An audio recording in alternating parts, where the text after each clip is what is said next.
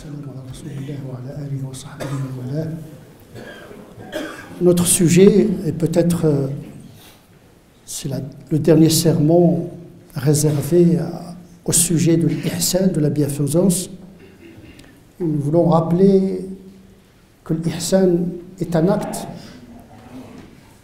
est un attribut d'Allah subhanahu wa ta'ala. Notre monde est le meilleur des mondes possibles, comme disait le Ghazali. C'est ça la perfection dans l'accomplissement. L'imam al-Ghazali, il a compris que l'ihsan est un attribut de Dieu et donc, par conséquent, notre monde est le meilleur des mondes possibles. Laysa fil imkan abda' mimma kan. Je ne vais pas entrer dans la spéculation du commentaire de cette phrase qui est lourde de conséquences. C'est que notre monde est le meilleur, en dépit des apparences.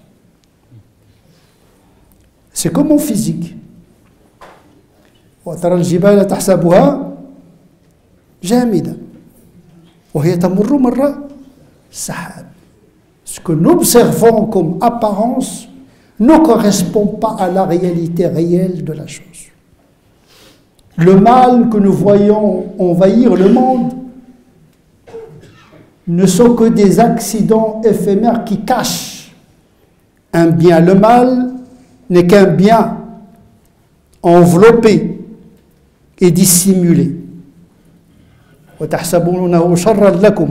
croyez que c'est un mal pour vous, mais en vérité, quand vous scrutez, le bien est enfoui dans les apparences du mal.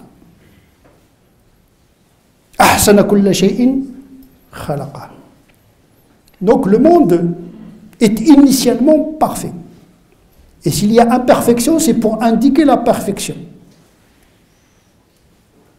Et donc c'est un manque programmé. Car l'artisan, Dieu, il a créé, il a sculpté le monde, mais avec une imperfection programmée qui procède de sa perfection. Donc c'est un dogme que de considérer que Dieu a bien fait les choses. Et que le mal n'est que conjoncturel et n'est qu'apparent, il n'est pas ontologique, métaphysique et éternel. Il viendra un jour où le mal disparaîtra au profit du bien, parce que c'est le bien qui triomphe. Sans le mal, le bien n'aurait aucune signification. Le mal, c'est une transition, c'est un passage, mais l'aboutissement, c'est la béatitude. Parce que Dieu n'a pas créé l'homme pour la galère,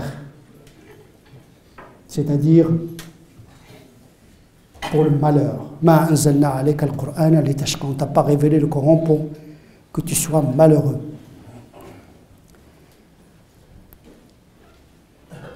Parmi la perfection de Dieu, c'est qu'il a créé l'homme dans la forme la plus parfaite.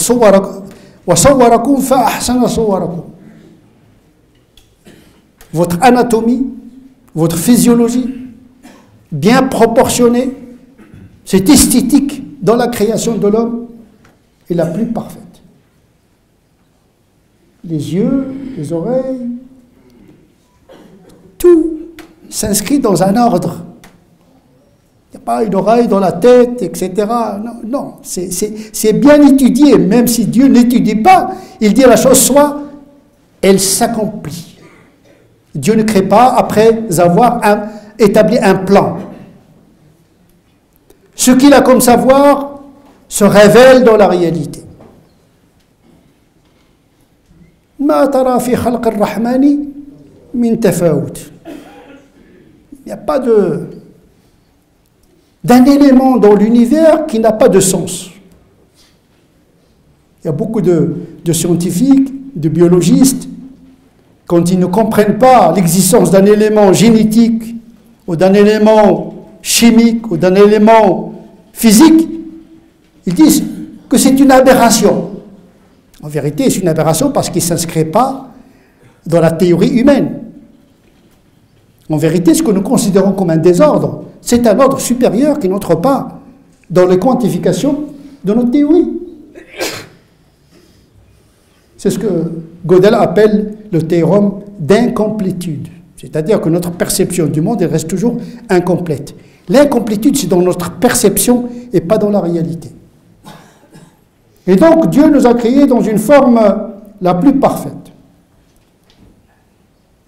Et il nous a envoyé une loi qui correspond à notre nature. Il a sculpté le corps, la forme du corps, et il a sculpté la forme intérieure, celle de l'âme. Perfection anatomique et perfection spirituelle et intellectuelle, au départ.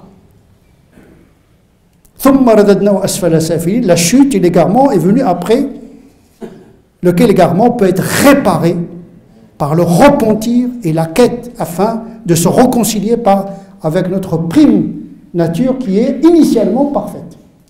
Et donc l'islam, la loi de Dieu a pour projet de réconcilier l'être humain avec sa prime nature qu'il a perdue au cours du chemin. C'est pourquoi le Coran s'appelle dhikr. Il nous rappelle quelque chose qu'on a oublié, qui a été gravé dans notre conscience profonde et que le bruit du monde nous a empêchés d'entendre. C'est pourquoi la prière, c'est un moment de silence, de recueillement. Le jeûne, ça nous permet de faire un petit peu le tri dans ce que nous avons reçu. Un moment de retraite, de décalage, pour pouvoir se réconcilier avec cette perfection initiale. Fitrat Allah illati fatara an-nas alayha. Sibrat Allah. Initial. Nous sommes tous bons au départ. Nous sommes devenus mauvais sous l'effet de l'histoire. Et nous devons nous traiter, nous soigner. Eh bien, le soin, c'est la révélation. À condition de bien comprendre la révélation et à condition de mieux l'appliquer. Et là, s'introduit la responsabilité de l'être humain.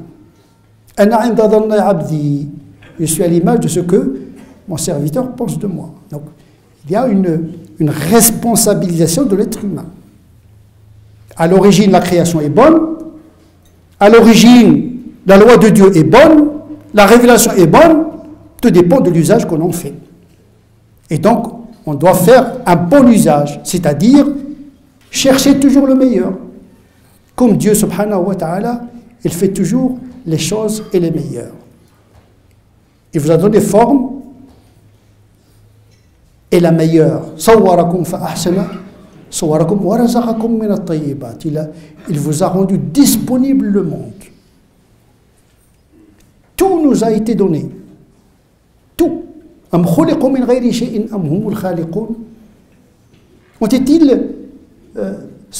Étaient-ils des créateurs ou bien sont-ils créés? Ou bien créateurs ou bien créés. Il n'y a pas une troisième voie. Donc nous sommes créés. Et tout nous a été donné.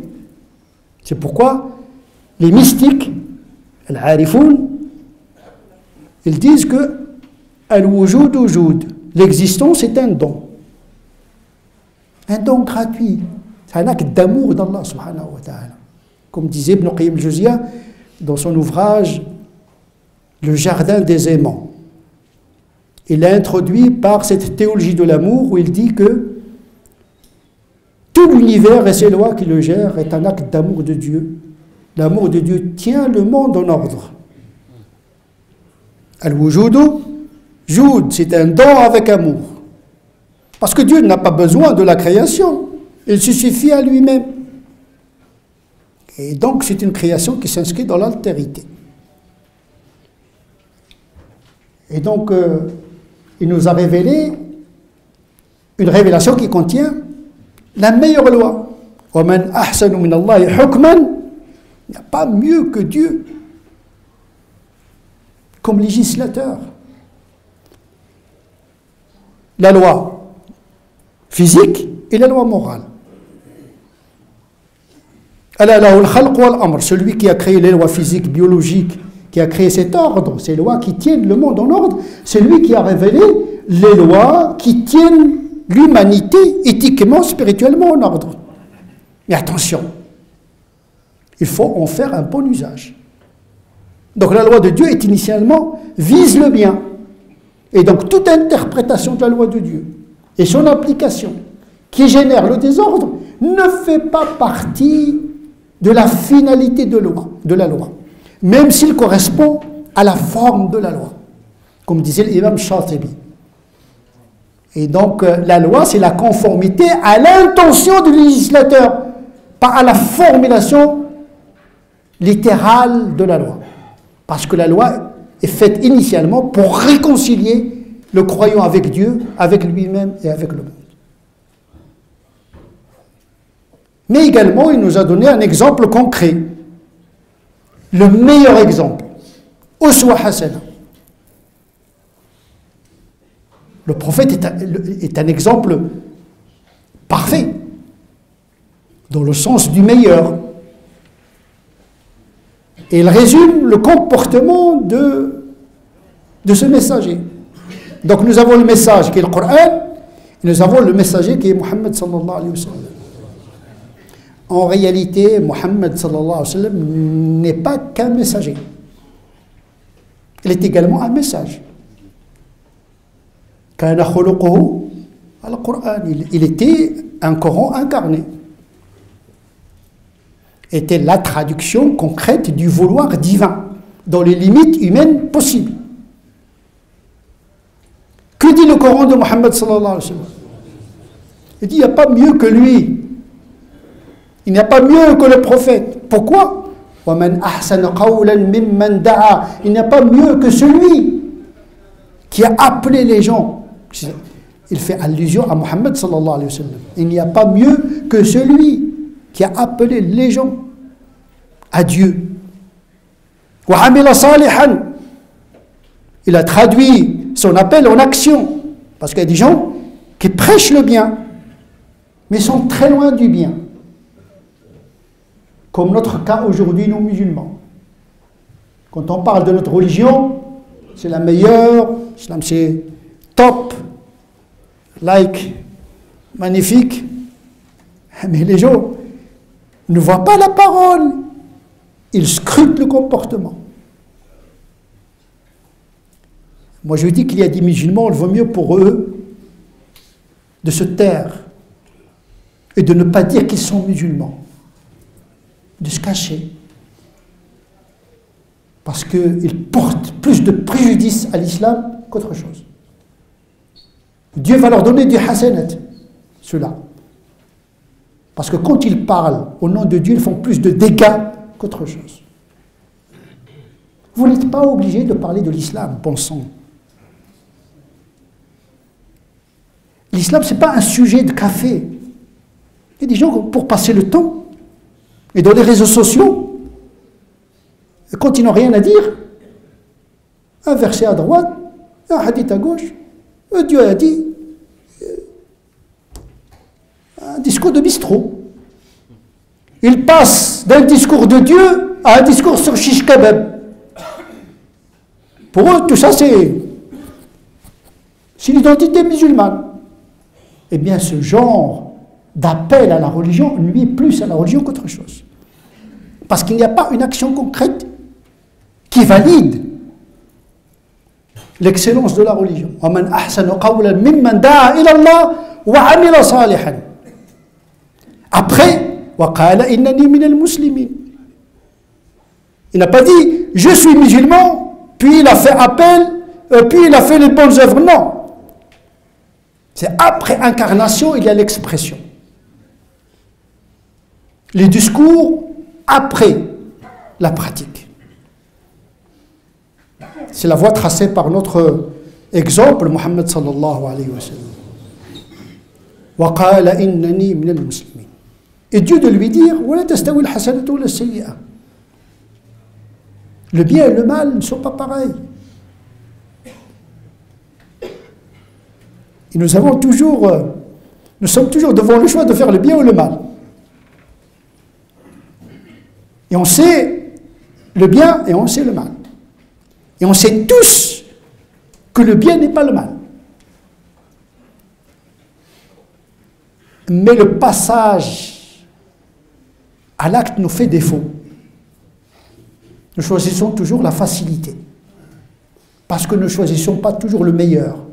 Par paresse, par facilité, nous tendons vers la chute que vers l'élévation et la transcendance.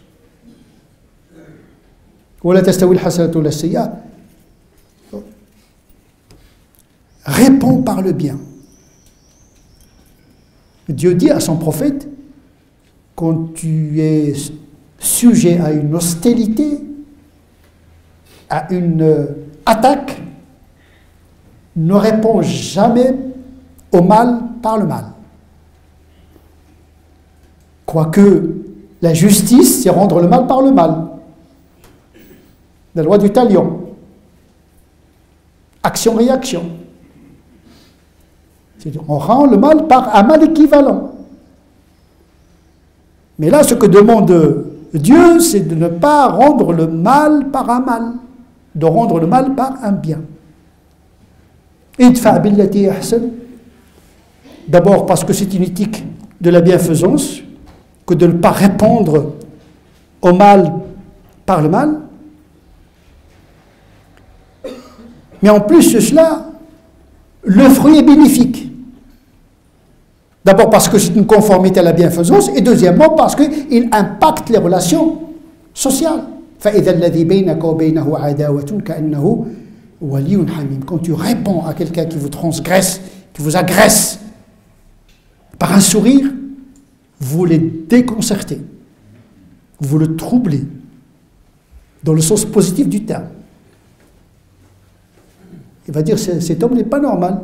Moi, je suis en train de l'insulter, lui, il me regarde avec un sourire. Je concède que ce n'est pas facile. Parce qu'avec le sang chaud que nous avons, nous autres, on a un quart de tour, ça tourne au vinaigre. Mais là, le prophète n'était pas de cette catégorie. Allahumma ghfir li qawmi fa innahum la ya'lamun. On crache dessus, on le frappe, on tue ses compagnons, des membres de sa famille, et qu'est-ce qu'il fait? Pardonne à mon peuple, ils ne savent pas. C'est ça la grandeur, c'est ça la visibilité, c'est ça le témoignage, être un témoin. Un témoin, c'est un repère de vertu, de bienfaisance. Si le musulman va réagir comme tout le monde, eh bien vous êtes comme tout le monde. Vous n'êtes pas khair umma, vous n'êtes pas la meilleure des communautés, parce que la meilleure des communautés, il y a un prix à payer. Sinon, il faut se taire et se cacher. Et se diluer dans la citoyenneté sans revendication d'une identité quelconque d'islamité. Bien sûr, si on veut suivre l'exemple de notre prophète, sallallahu alayhi wa sallam. Maintenant, si on veut se venger pour nous-mêmes, c'est légitime. Mais à condition de ne pas engager toute une communauté et toute une religion. فَإِذَا الَّذِي بَيْنَكَ وَبَيْنَهُ عَدَاوَةٌ كَأَنَّهُ وَلِيٌّ حَمِيمٌ. Si tu réponds au mal par le bien, tu verras ton ennemi se transformer en allié rapproché. Ça crée de l'amitié, ne pas répondre au mal par le mal. On transforme le monde par le bien.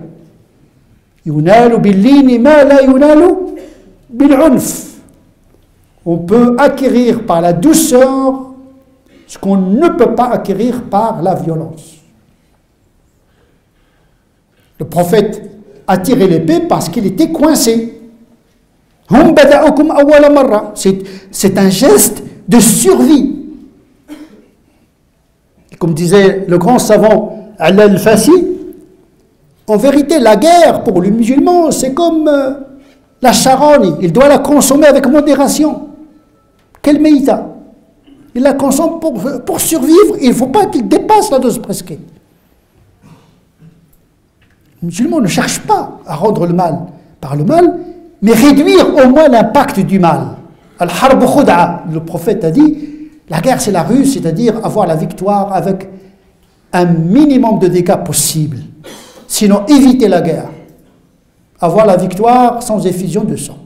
C'est ce que le prophète a fait quand il est entré à la Mecque. Grâce à sa douceur, il est entré victorieux Qu'est-ce qu'il a dit à ceux qui ont tué ses compagnons, ceux qui l'ont chassé, ceux qui l'ont persécuté? Il a tué le fauve de la vengeance qui est en nous, en disant « Partez, vous êtes pardonnés, vous êtes libres ». Il n'a même pas exigé la conversion. Ils se sont convertis parce qu'il a rendu le bien en réponse au mal. Donc il a conquis les cœurs, pas les territoires. Le prophète n'était pas un conquérant des territoires et des villes. Son champ de conquête, c'est les cœurs. Et les cœurs, on ne peut pas les avoir sans avoir cette éthique de la bienfaisance.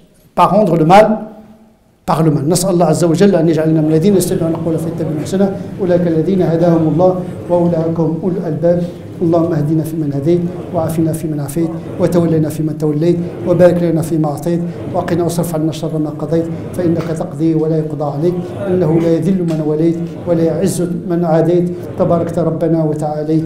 اللهم صل على سيدنا محمد وعلى ال سيدنا محمد كما صليت على سيدنا ابراهيم وعلى ال سيدنا ابراهيم وبارك على سيدنا محمد وعلى ال سيدنا محمد كما باركت على سيدنا ابراهيم وعلى ال سيدنا ابراهيم في العالمين انك حميد مجيد. سبحان ربك رب العزة عما يصفون وسلام على المرسلين والحمد لله رب العالمين.